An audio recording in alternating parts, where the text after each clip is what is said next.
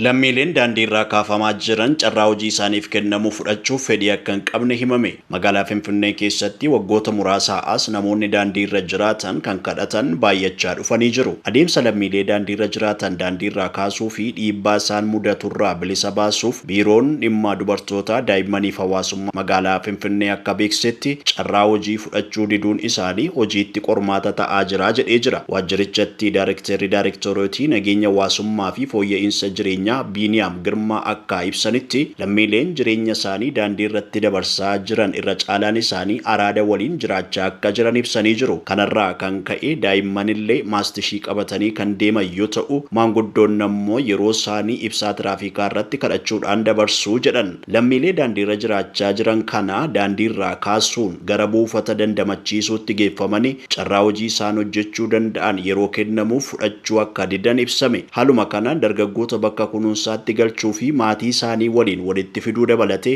wiirtuuwwan deebisanii dhaabuu erga seenanii booda carraan hojii akka isaaniif uumamu daayireektarri kun ibsanii jiru. Haa ta'u malee adeemsa kana keessatti dhaabbilee adda addaa wajjin waliigaltee uumuuf carraa hojii isaaniif mijeeffamaa yeroo jirutti fayyadamuudhaaf fedhii hin qabanii jedhan daayireektarri kun. Baay'een isaanii erga bakka kunuunsaa seenanii booda battalumatti achi keessaa ba'uu barbaadu. Kunis araada daandii irratti isaan mudateen kan wal qabatu ta'uu ibsanii jiru. Kanaaf rakkoo isaan mudateerra aanuuf yeroo muraasa akka isaan barbaachisuu fi baatii tokko haga 3 dhaabbaticha keessa tursiisuun deeggarsa adda addaa akka taasifamuuf ibsanii jiru. Deeggarsi xiinsammuu hawaasarraa akka isaan barbaachisus akeekanii jiru. Kanaafis lammiilee daandii irraa ka'uuf fedhii hin qabne ilaalchisee dirqamaan gara dhaabbilee hin galchinuu jedhan daayireektarri kun. Haa ta'u malee fedhii hin qaban jechuu qofaan osoo hin taane fedha akka qabaataniif irra deddeebiin amansiisuu fi mari'achuun akka irratti hojjetanis ibsanii jiru. Bara baajetaa kana keessa lammiileen daandii irra jiraachaa turan 27,000 ol ta'an daandii irraa kaafamus ibsanii jiru. Gabaasni Kanaadu Reediyooti.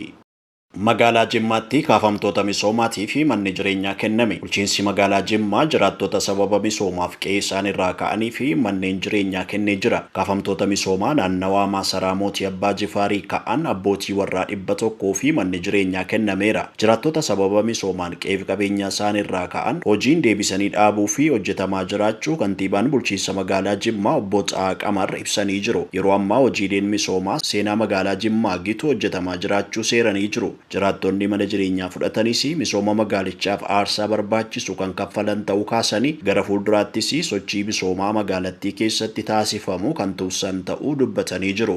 Namni suura isaa argitan kun waggaa 20 firribaa hin ka'in jira. Seenaan isaa Yaahiree ilma namaa nama jechisiisa. Maqaan isaa Alwaalid bin Khalid bin Xalal jedhama.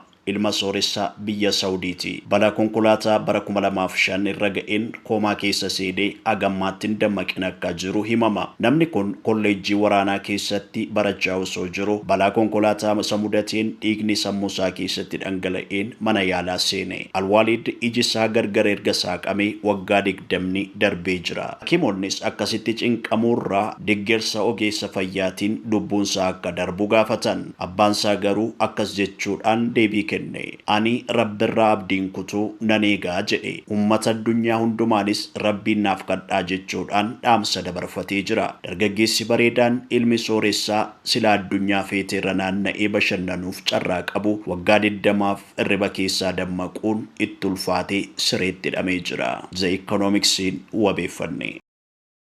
Dooniin waraanaa haaraan Kooriyaa Kaabaa osoo eebbifamaa jirtuu mancaate. Kim Jong-un warri doonii waraanaa mancaate hojjechuutti hirmaatan kabaja biyyaa miidhanii jechuudhaan qeeqan. Hoogganaan Kooriyaa Kaabaa Kim Jong-un doonii waraanaa haaraa biyyi isaanii kabisaarraa yeroo eebbiftutti garmalee manca'uu hordofee taatee sana gochaa yakkaati jechuudhaan balaaleffachuudhaan gocha badii obsaan irra hin darbamne jedhe. Kim warri doonii kana diizaayinii ishee hojjetan kabaja biyyaa garmalee waan miidhaniif itti gaafatamu jedhe. Dooniin waraanaa toonii 5,000 ulfaattu kun manca'uun madaallii eeggachuu dadhabuun gar tokkotti duuftee jirti. Miidiyaan biyyattii taatee kanaan wal qabatee namni miidhame jiraachuuf dhiisuu hin ibsine. Taateen kamisa ba'aa biyyattii buufata doonii Jongyun jedhamutti mudate kun guutummaan guutuutti dhibaa'ummaarraa kan madde itti gaafatamummaa ofii baachuu diduu fi yaarrimee saayinsii kan hin bu'uureffanne jechuun qeeqan Kim Jong-un. Namoonni diizaayinii doonii kanarratti hirmaatan ammatti maal akka adabaman hin beekamne biyyattiin mirga namoomaa lammiilee biyyattii hin eegdu jedhamuudhaan qeeqamti. Kooriyaa Kaabaatti namni sababa kamiifuu sadarkaa jechuun danda'amutti ni hidhamaa jedhu rogeeyyiin siyaasaadha.